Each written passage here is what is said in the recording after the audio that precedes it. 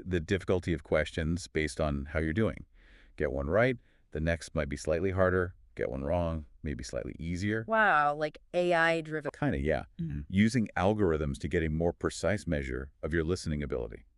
That could really change things. Anything else? Well, there's mention of potentially improving audio quality further, especially thinking about virtual or remote testing options. Clearer sound is always good. Definitely. And another interesting possibility is more integration of visual aids. So maybe seeing charts or diagrams on screen while you're listening and needing to interpret both together to answer. Ah, so combining listening with visual data interpretation? Exactly, that's another layer. If that comes in, practicing with tasks that involve both audio and visuals would become even more important. That does sound like a new challenge. Okay, what about scoring? Does the computer format change how it's marked? Nope, scoring principles are the same, 1 mark per correct answer. Crucially, no penalty for wrong answers. No negative marking. Correct. So your raw score, the number you get right out of 40, is converted into that final IELTS band score from 1 to 9. Which means the old advice still stands. Never leave an answer blank. Guess if you have to.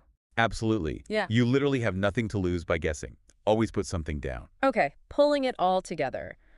What are the key tips for succeeding, especially this computer format? We know active listening and accent familiarity are still fundamental. For sure. Those skills are the bedrock. Practice listening for main ideas and specific details. Keep exposing yourself to different English accents. Also, really use that preview time before each part starts. Scan the questions, try to predict the topic or the kind of information you need to listen for. And any specific computer-based tips? Definitely. Since you're typing, pay extra attention to spelling, and grammar typos can cost you marks. Right. And the big one, practice specifically with computer-based mock tests. You need to get comfortable with the screen layout, how to navigate, clicking answers, using the highlighter if you want, and crucially, managing your time with that very short 2-minute review period. That familiarity reduces stress on the day. So getting used to the digital environment is key.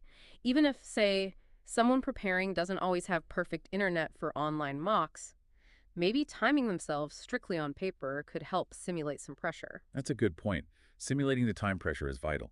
Even offline, practicing listening sections and giving yourself only a minute or two to check answers afterwards forces you to develop that speed and confidence in your initial responses. It mimics that no time to waste feeling. Makes sense. So wrapping up, the computer-based IELTS listening test introduces some major changes, especially that reduced answer check time, but also potential upsides like easier navigation, maybe clearer audio. Exactly. The core listening skills haven't changed, but adapting your strategy to the digital interface and that time constraint is absolutely crucial.